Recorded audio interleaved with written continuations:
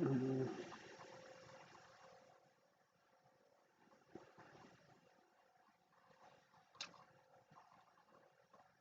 Boop. Maybe. Maybe.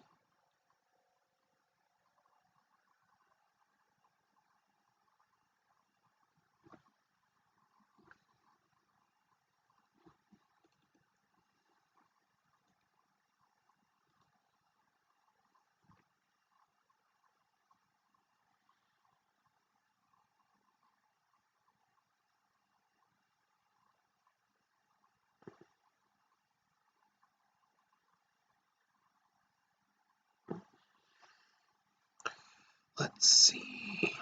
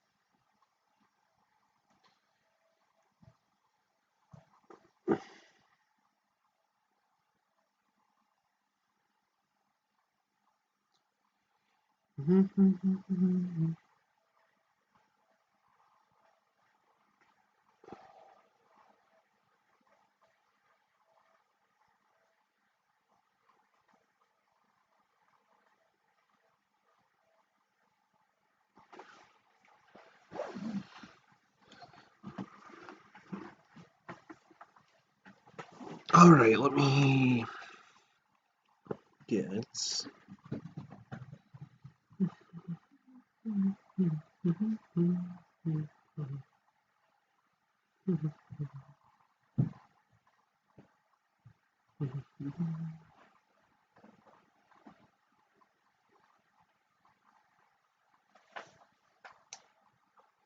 There we go.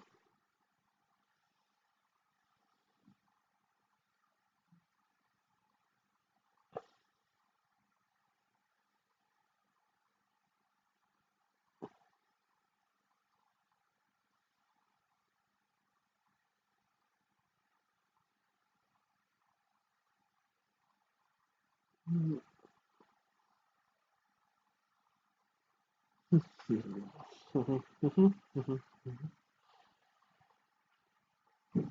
you go on Discord.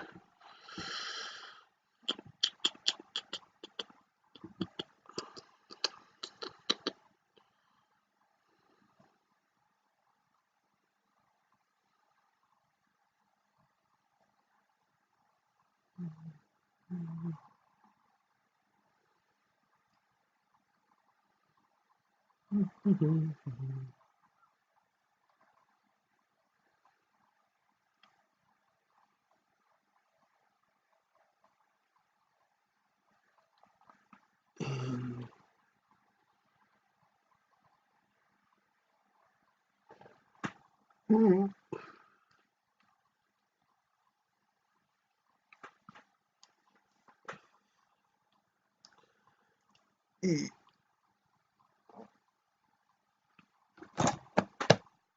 oh God.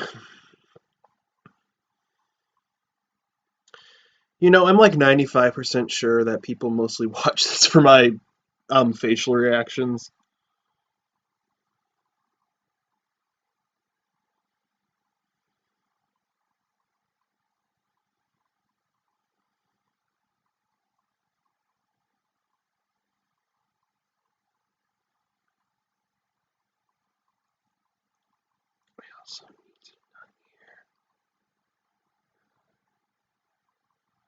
Um,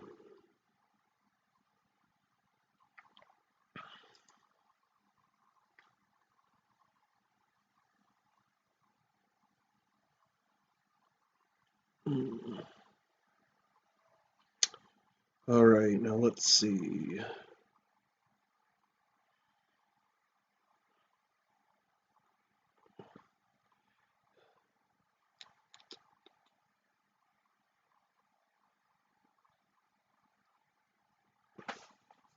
Awesome. All right.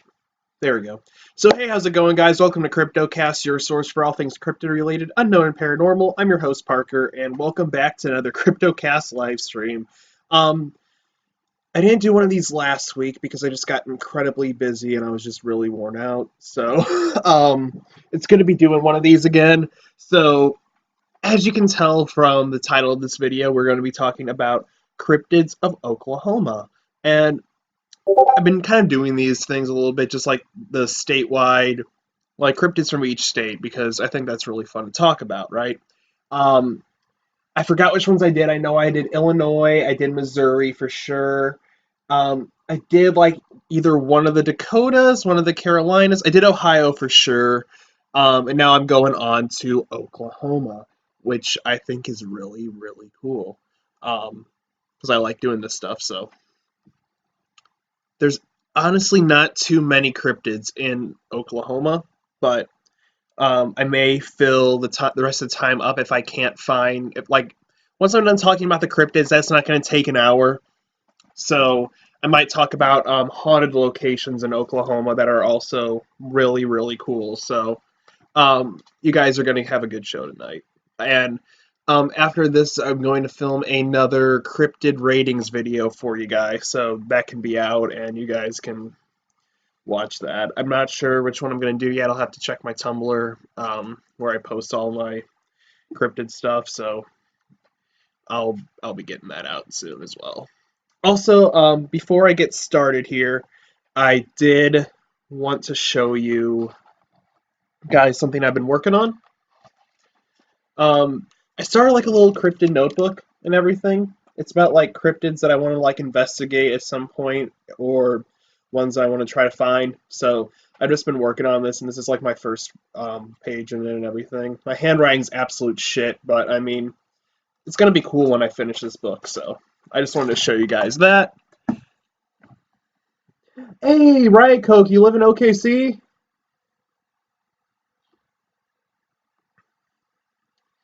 Oh, dude, how is it down there? Or up there, or over the. I don't know how close Oklahoma is to Missouri, really, but how is Oklahoma? I've heard good things about it. I've heard good things, I've heard bad things. Actually, it's just sort of like any other state. You hear like good and bad about it, but it seems nice down there. I hope it's warm because Missouri is fucking freezing right now, and I hate it. Well, I love it, but I also hate it, you know?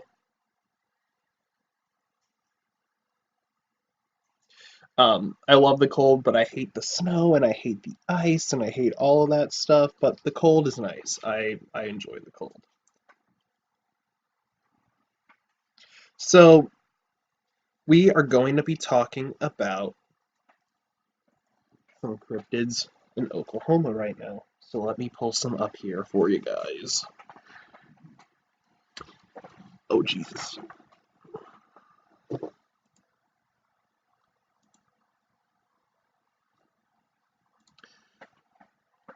Let me get a.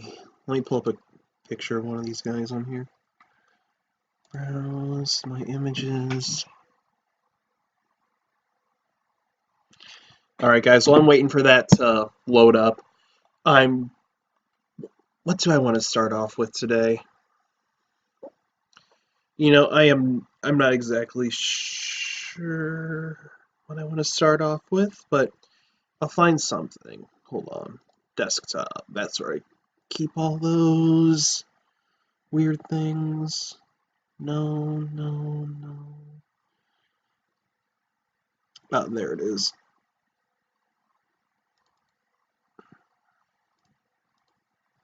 Oh, that's a good size.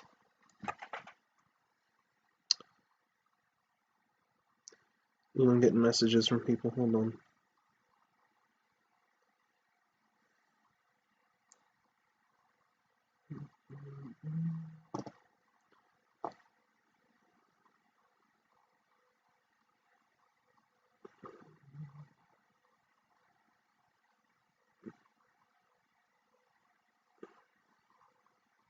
Okay,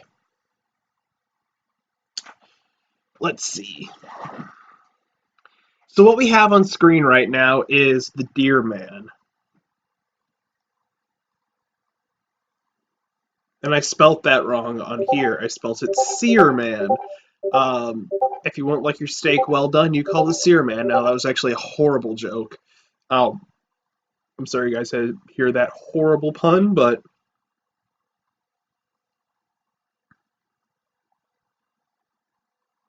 I misspelled it as Cryotid.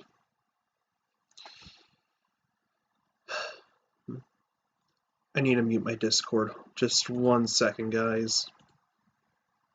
That's perfect.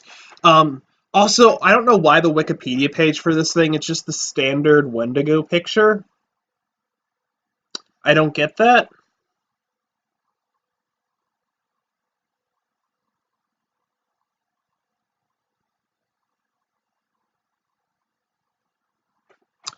Hmm. There was a giant Nephilim in OKC. I'll have to actually look that up. I didn't find that one while doing my research. So, Deerman is a cryptid whose legend originates in the folklore of North America. Signs of the Deerman have been reported from several U.S. states, although there is some variation in the descriptions given. It's described as a hybrid animal. Deerman has the antlered head of a stag, a human's torso, and legs described as similar to either those of a man or a deer. In addition, is usually said to be well muscled and surprisingly fast for its size. Other accounts gift the beast with the power to transform itself from a regular deer into the form described above. Now, that was now in the picture that I just showed you from the wiki. That's just a standard Wendigo picture. If you type in Wendigo on Google Images, you'll find that for sure. But I personally I like to think that the Deer Man looks more like the one in the picture, honestly. But I did not know that about the giant Nephilim, though. That's really cool. I'll have to look that one up here in a bit.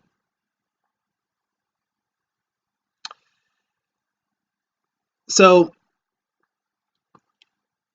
okay, here's the Oklahoma sighting. Wichita Mountains National Wildlife Refuge in Oklahoma, and this was actually a fairly recent sighting happening back in 2012. In this report, a man named Kyle Haying was out with his friend photographing the night sky when a number of wild animals, including both elk and bison, rushed past, giving off the impression that they were attempting to escape from something lurking in the nearby forest.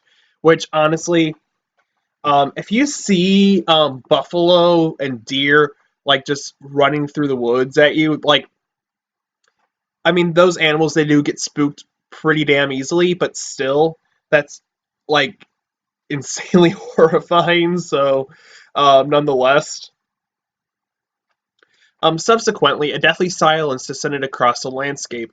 Decidedly unsettled by the turn of events, the men packed up their gear and began to retreat to their vehicle when a sudden rustling in the long grass caused them to bring their rifles to bear. Um, it was a rustling in the wild grass. It was just a new Pokemon from Gen 8. Um, Reaching their vehicle, Hang and his companion were about to drive off when a deer man emerged from the shadows and began to lurch towards them. By now terrified, the two men hit the accelerator and sped off as fast as they could manage. Commenting on the encounter, Hang said, "We were scared shitless. Things got even quieter when we stayed there. While we heard one ear-piercing screech or scream, almost a hunting screech of some sort, that made my hair stand on end and gave me goosebumps even worse.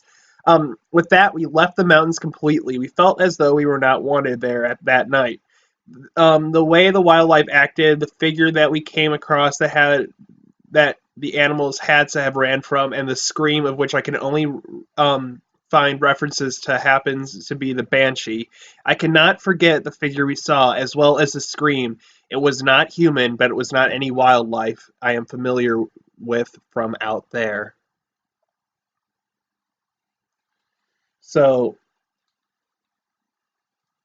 yeah, the deer man's horrifying. Now, there is in Native American folklore, there is something known as the deer women. And they are pretty much like the name suggests, like women that look like that have deer features. This is like a deer man, like a I don't. This is like a completely. Could it be a completely different thing? Actually, now that I'm thinking about it, or could it be different? We're going to talk about the two other encounters, though they didn't happen in Oklahoma. These happened in the states of Ohio and the state of Delaware. An unnamed 14-year-old witness was playing at his cousin's house near sunset when he spotted a creature emerging from the bush. His report read, and this is the Ohio one, by the way. It was getting dark, and I was the one searching. I heard leaves crumpling, and when I turned to look, I saw it look like a deer on its hind legs. I clearly remember seeing dog legs running, but the rest of the body was straight up, and it ran with incredible speed. And I knew it wasn't either of my cousins hiding. I ran as fast as I could back to the house, and one of my cousins was running in too. He saw the same thing, but it still creeps me out to this day because my uncle always told us he saw weird things on that property. And this next sighting is in Huskisson, Delaware, in 1993. Another account from an at the time 8-year-old witness, again unnamed, who was staying with his grandparents at their home in the Woodland states. It was right there, like almost pressed against the window in profile. I stared in awe, and that's when it changed in one smooth movement. It reared up on its hind legs and was no longer a deer, but a man. There were only two men in the area, my grandfather and my dad, and it was clearly neither. Not sure if that made it any better or worse. Grandfather was very built for his age. Dad had a gut. The silhouette was clearly younger, muscular, but not in the like a brick way my grandfather was. It exuded strength and scared the hell out of me. It stared to the side for a moment and then strode off with purpose. Looking back, I want to tell myself it was just my imagination and a half awake child, but I remember the awe and the utter fear I felt when the deer changed. So, the deer man, like this described, it's a shapeshifter. Some people see it as a deer that turns into a man, or like a man-like creature with deer features that can go back to looking like a normal deer. And this is honestly pretty damn confusing because skinwalkers can change their shape too. So could it be a skinwalker that prefers a form of a deer? I'm not entirely sure, but regardless, that is still really terrifying. So, like, if I saw this thing in the woods, I would not. That's too scary for me. We're going to move on to the next one, guys. Oh, God, excuse me. But, yo, I want to look at that Nephilim here in a bit. Like, after I get done with with this next cryptid, I'll look that up, because that's really interesting.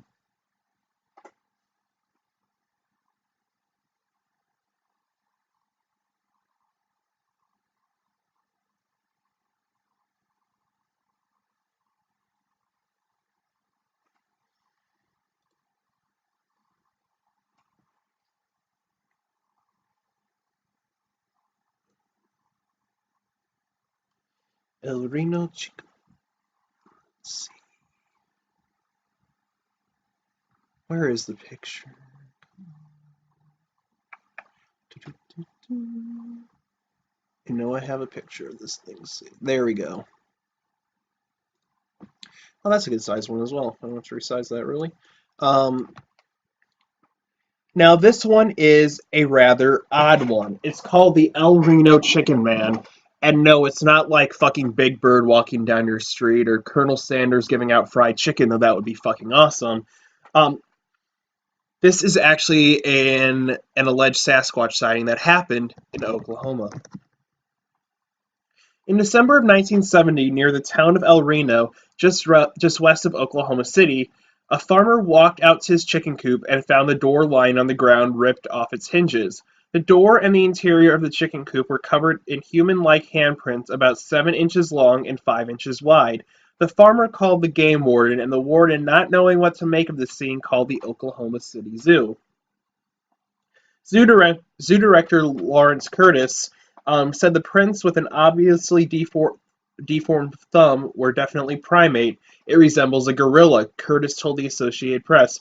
It appears that whatever was making these prints was walking on all fours. There were some footprints outside, bare footprints in December. Various reports of similar prints were received throughout the state that year. The prints were shown to various wildlife experts who all agreed they were left by a primate. But what primate left them remains a mystery. However, reports of big hairy primates, Bigfoot, Sasquatch, etc., abound in Oklahoma to this day.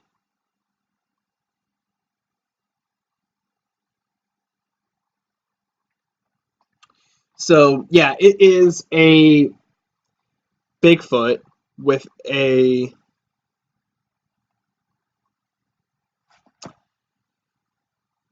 Yeah, it's a Bigfoot with a deformed hand, like as you can tell in the picture, like the thumb looks completely different, and that's actually the hand of the creature that you see in the picture, a casting of it at least, but it's just really deformed and doesn't look right. And I'll check that out, Riot Coke. I definitely will.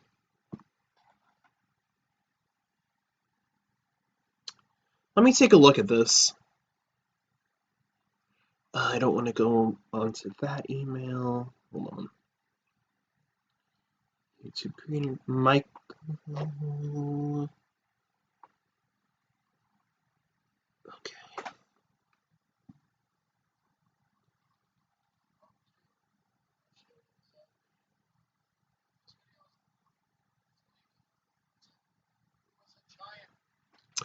Huh. It'll be hard to watch that with. I'll definitely watch it, but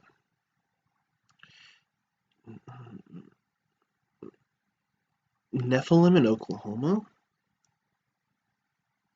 9-foot giant skeleton found in Braden, Oklahoma.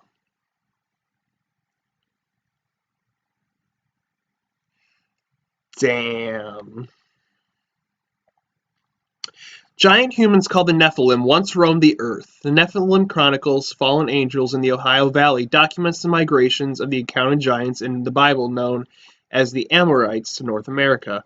This blog is dedicated to the historic documents that show this mysterious chapter in the Bible was true. Hmm. Excavation work along the Washita River near here, where the skeletons of a tribe of giant Indians recently were discovered, continues under the direction of the University of Oklahoma and Tulsa University anthropologists. A half dozen of the skeletons, more than 7 feet tall, were uncovered after a rise in the river had caused a section of the bank to give. Dr. Forrest C. Clements, head of the Department of Anthropology at the University of Oklahoma, estimated the race existed 750 years ago.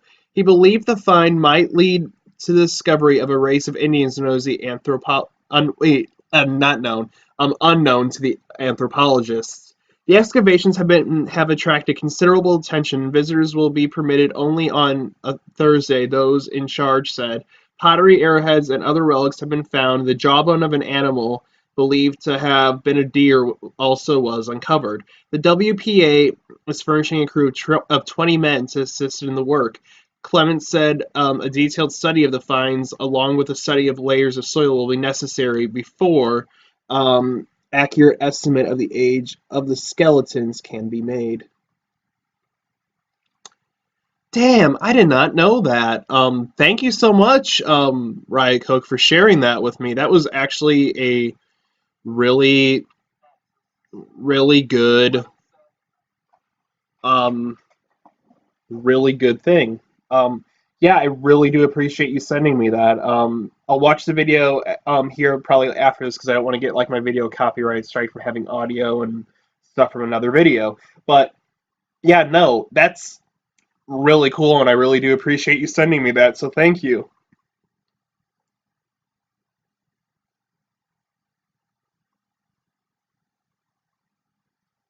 Yeah, no, I didn't know about that. So that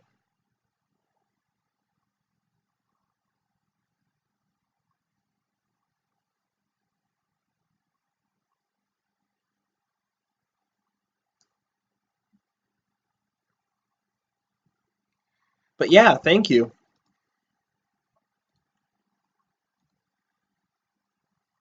Hmm.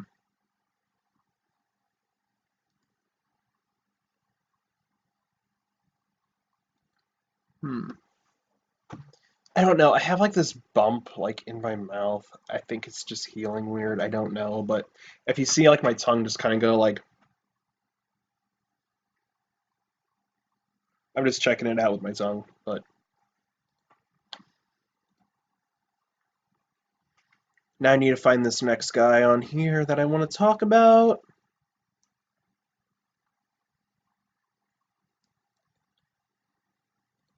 Oh, that thing's huge.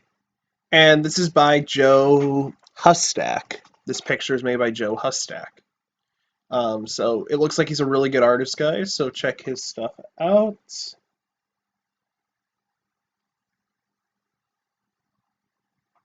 And this thing is called the Lawton Werewolf. In the early 1970s, Lawton residents witnessed a slew of werewolf sightings in the heart of winter.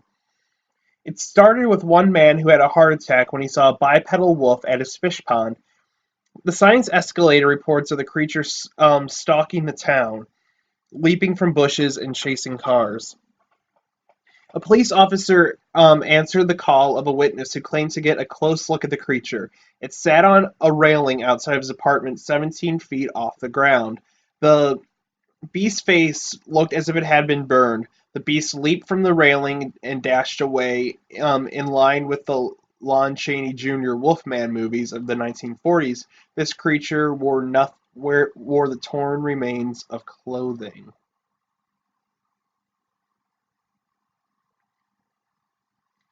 Now, you know, at first, when I heard about this, I thought it was going to be a Dogman sighting.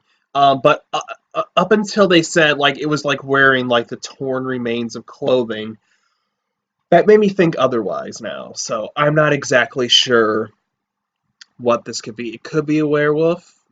Could be a dogman. Actually, I'm kind of leaning more towards werewolf if it was reported wearing like the tattered remains of clothing, because like you see like in werewolf movies, like when they transform, like the shirt rips, the muscles get big, the dick bulges, um, typical werewolf stuff. So um, yeah, I'm really thinking it's a werewolf if it was like wearing like tattered clothes, but it's still really cool nonetheless. So this is what? What the heck? Okay, it crashed for a minute, but I'm back. But yeah, no, I've never heard like of an encounter that somebody had where they saw a werewolf actually wearing clothes. I've only heard about that in the movies, but this wasn't a movie. This was seen in real life. So that's really really bizarre to me. Um, we'll move on to the next one.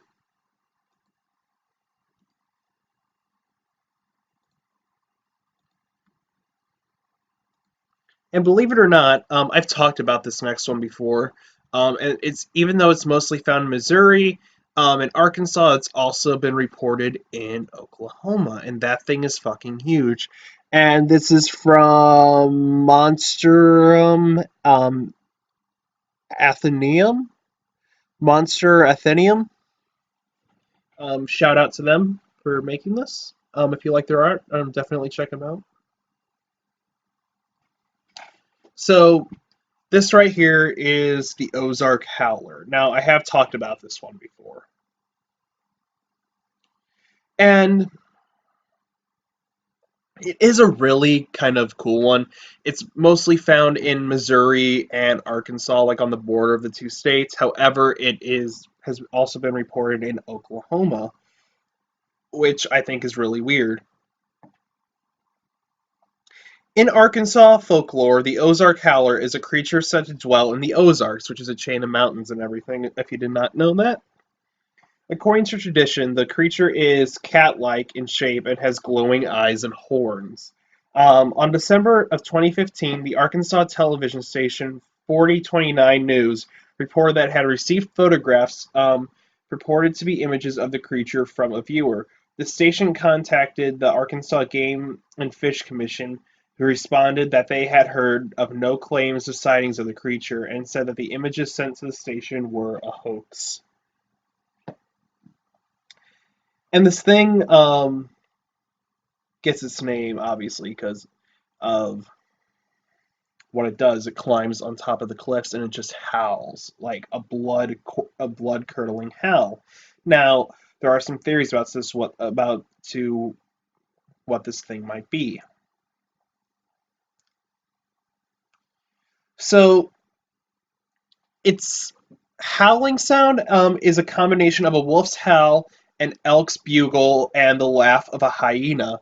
So play all those at once, and you're going to get something incredibly horrifying, and that's what this sounds like.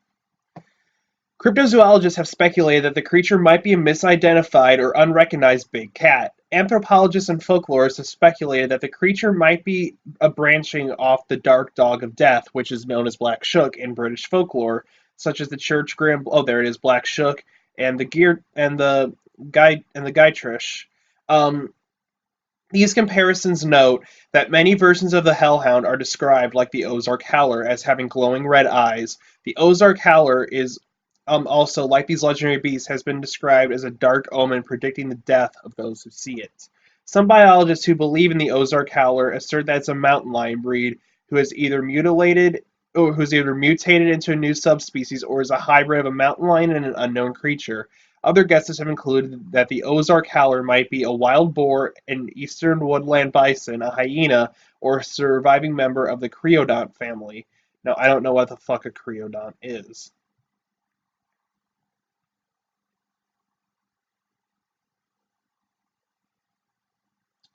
What the fuck is a creodont? It just linked me to someone's WordPress account when I clicked on it.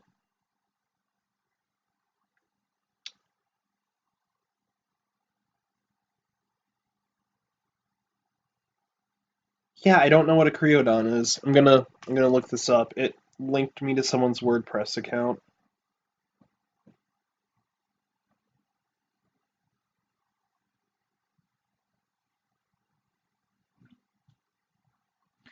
Okay, that's a creodont. Oh, let me get that off the picture. And that is, let me just get that up closer. And this is what people believe that the Ozark Howler could be, a surviving creodont, which, I can see kind of striking similarities to the Ozark Howler there.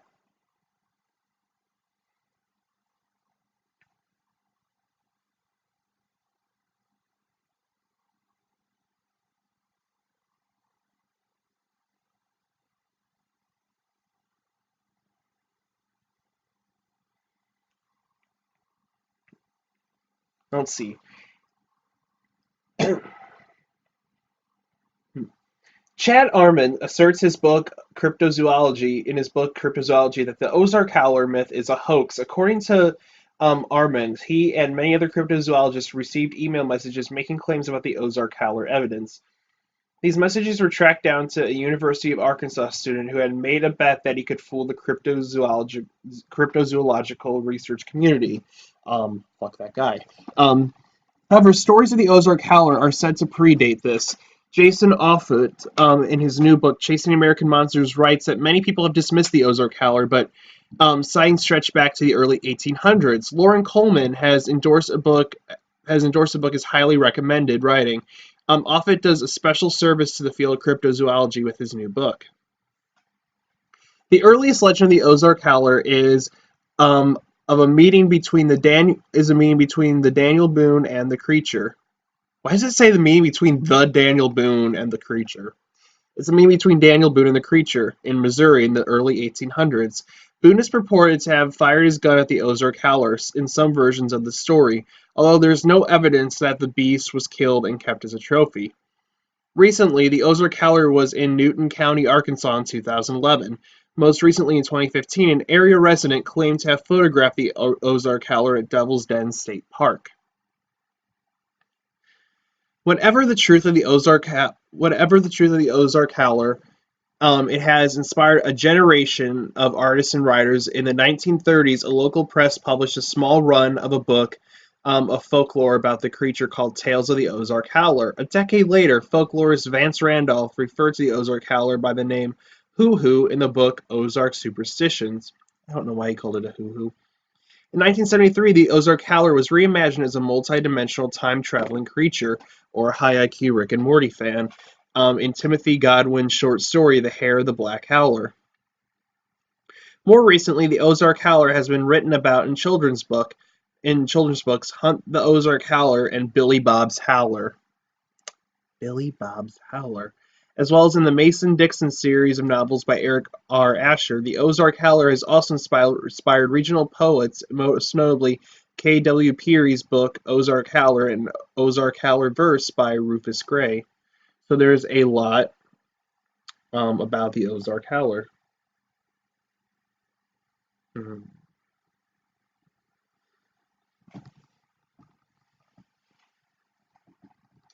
All right.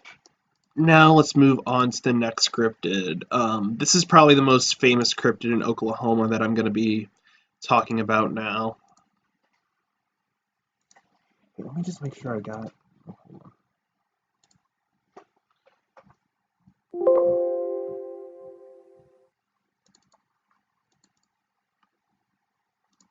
Oh god, that thing's massive.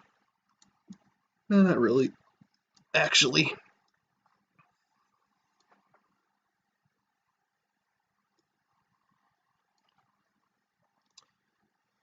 There we go. So, this right here is probably the most famous cryptid of Oklahoma. And this is the Oklahoma octopus.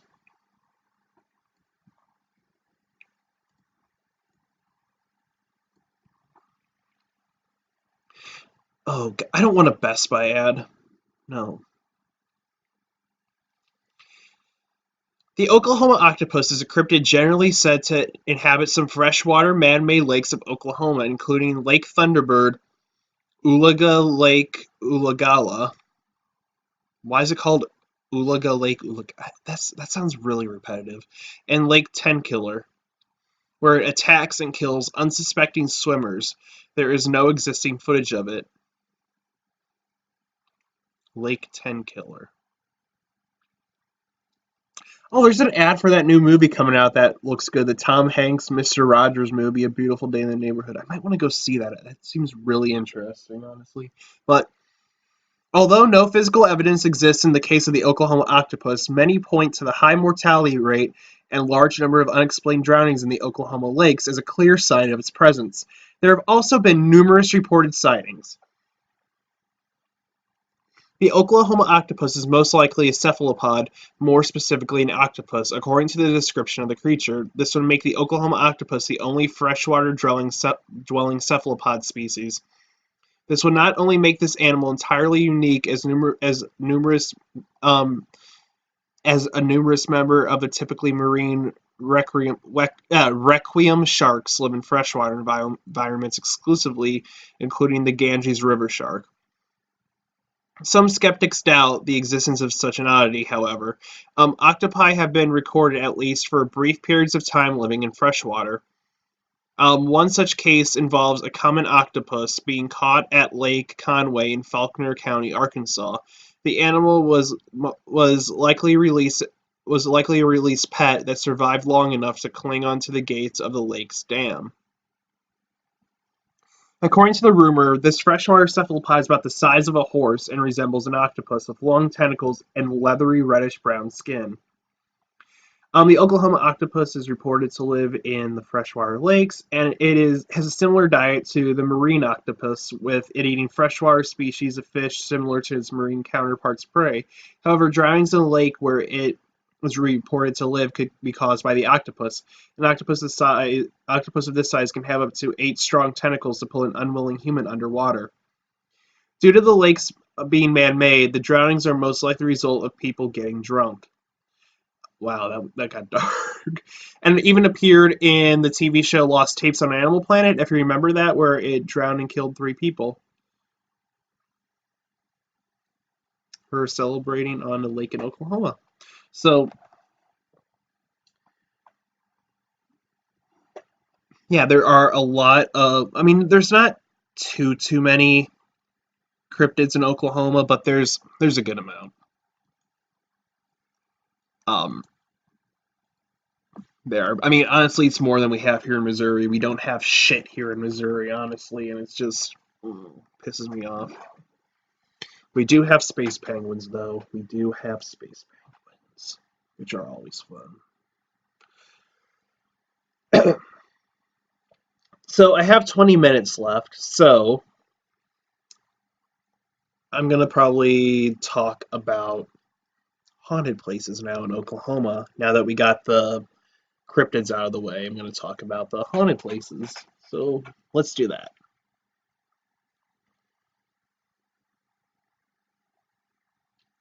Haunted Oklahoma. Most haunted places in Oklahoma.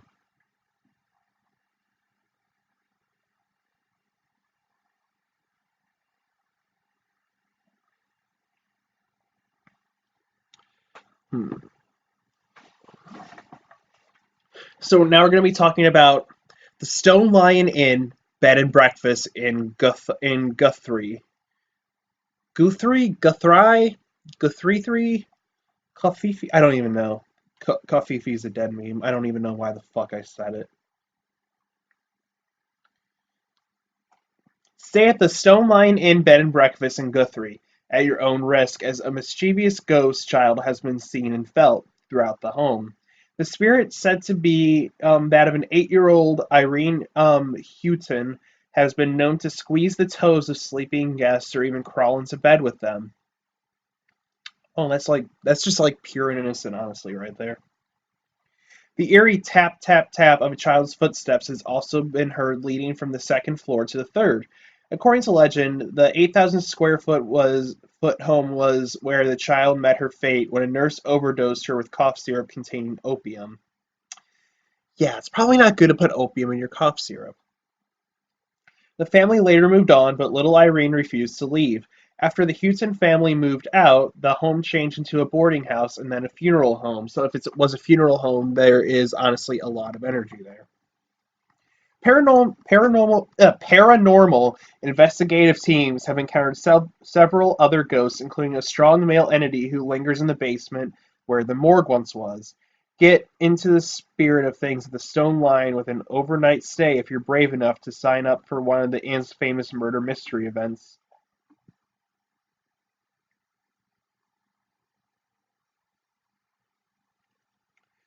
Whoa, you live streamed a ghost tour in Norman?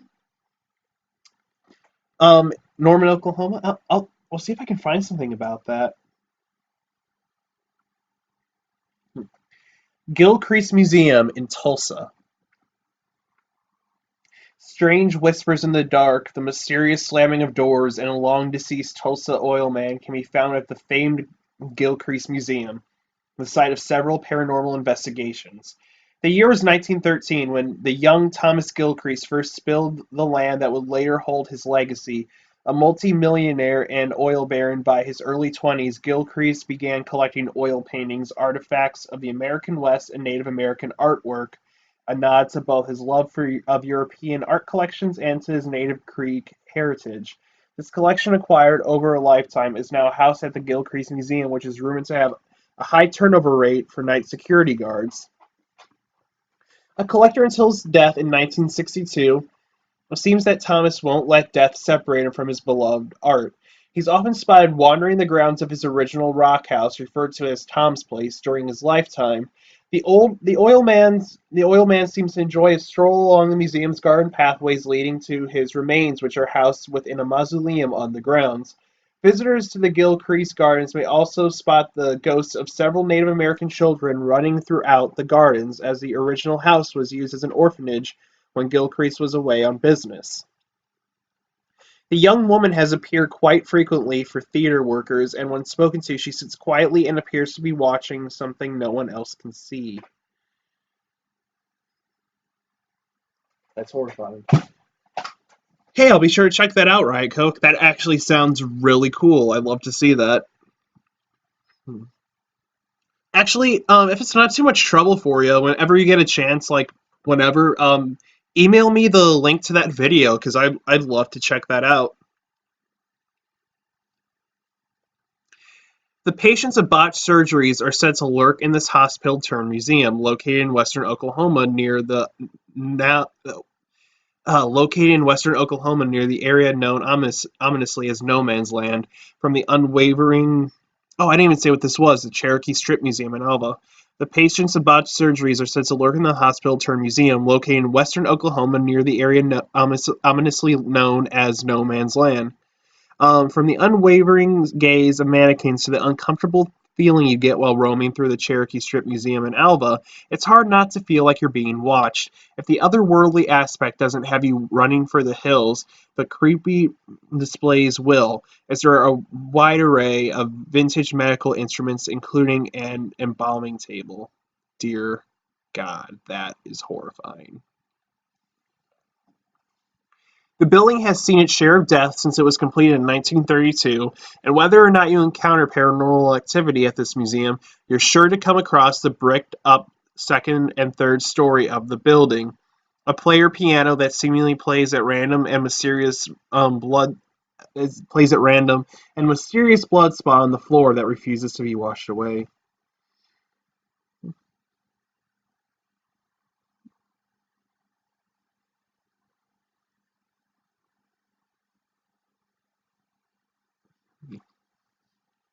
Hmm.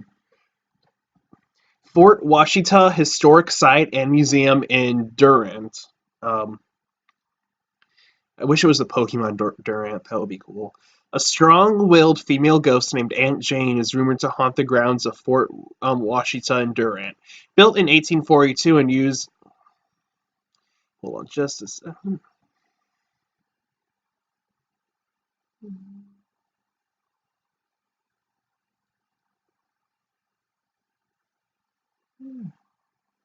Wait, I just realized I never... Hold on just a second here.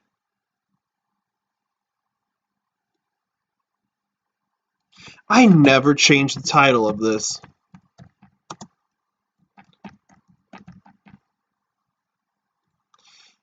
Oh, there we go. Dear God. I was like, wait, different dimension? Because I checked the link for somebody, and I'm like, wait a minute, it said different dimensions, and I'm like, no, wait, that was last time, that was a stream last time, so I'm like, oh God. So, when she refused to tell, let me see, Washington Durant in 1842, used until the Civil War broke out in 1862, Fort Washita was the home of Aunt Jane until she was murdered by roving thieves when she refused to tell them where her money was hidden. In a vicious struggle, the thieves beheaded Aunt Jane, and her remains were scattered and buried in Fort Washita. Poor Aunt Jane.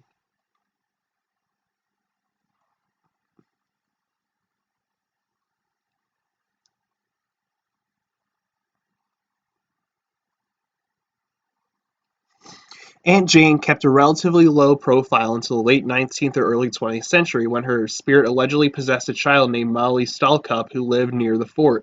Aunt Jane threatened to cut off all the child's hair and only fled after Miss Stalcup began praying. Today, visitors can tour the grounds of Fort Washita, including the officers' quarters and original sandstone structures.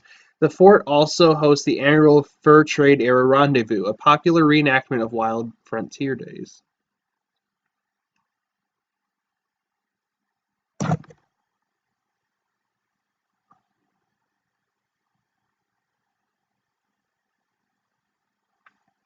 Let me just see. Let me check the live chat. Now we're going to be talking about the Constantine Theater and Pumpkin Theater in Pawhuska and Ponca City. In a dark theater, it's sometimes hard to tell who belongs there and who doesn't.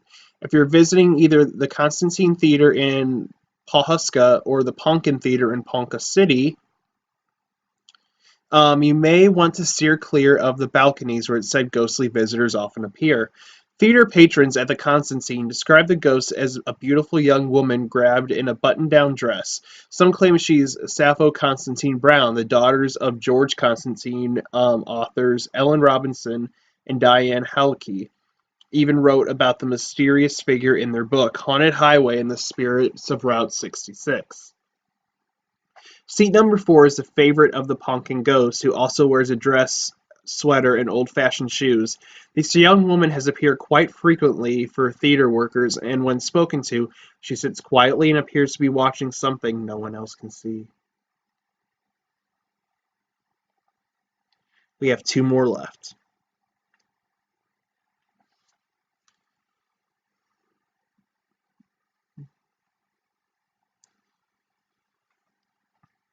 Kane's Ballroom in Tulsa. Kane's Ballroom has been providing a good time to Tulsans since 1924, and the spirits that call this popular music venue home seem unwilling to give up to the splendor of the past. Located in the heart of downtown Tulsa, Kane's Ballroom was the site of Bob and Will's and the Texas Playboys' first regular radio broadcast. Ooh, Texas Playboys. Hmm. The venue's nickname, Home of Bob Wills, is more accurate than you can imagine, as Kane's Ballroom is reportedly haunted by the ghost of Bob Wills himself. He is joined by a woman known only as the Lady in Red. Both employees and visitors have reported seeing, hearing, and feeling the presence of this mysterious woman.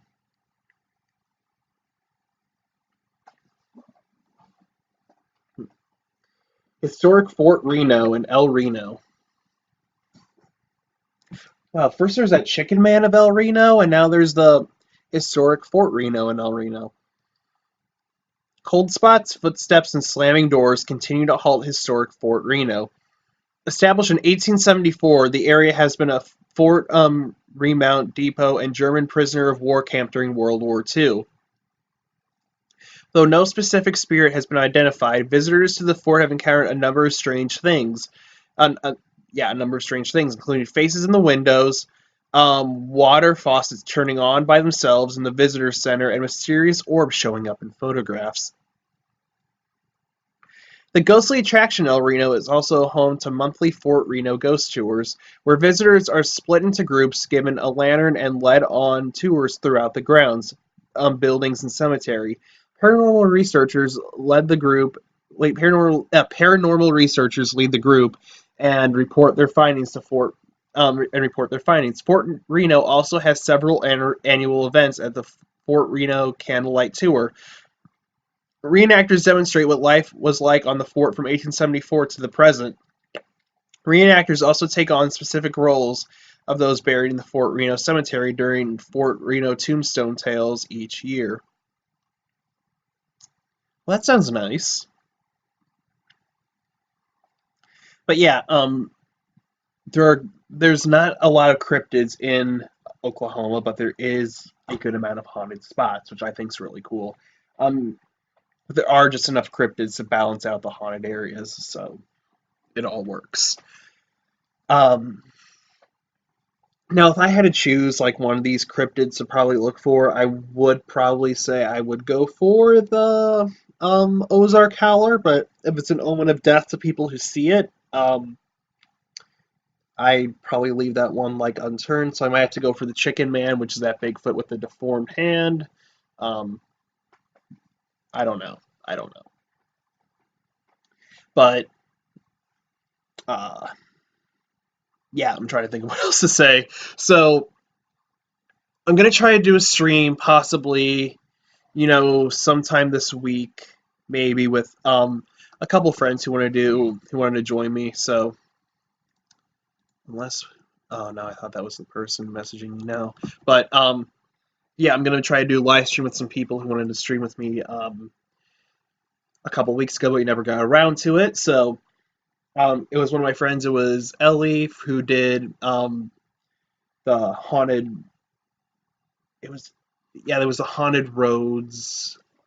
Which one did she do with me actually? Hold on.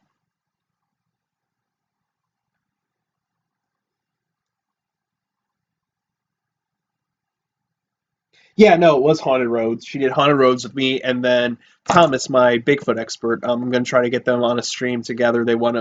Thomas wanted to collab with both of us, so we're gonna try to do a stream with that this coming up week. May not be Friday or Sunday. Well, actually, it can't be Friday or Saturday because I work, but um, Sunday is going to be like a normal live stream, but at night, like one of these during like one of the days this week, we're going to try to get a special live stream out for you guys. So be on the lookout for that.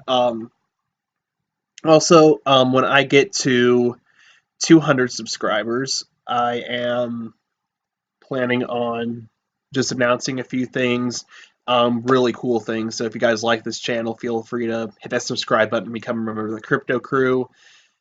Share it with different people.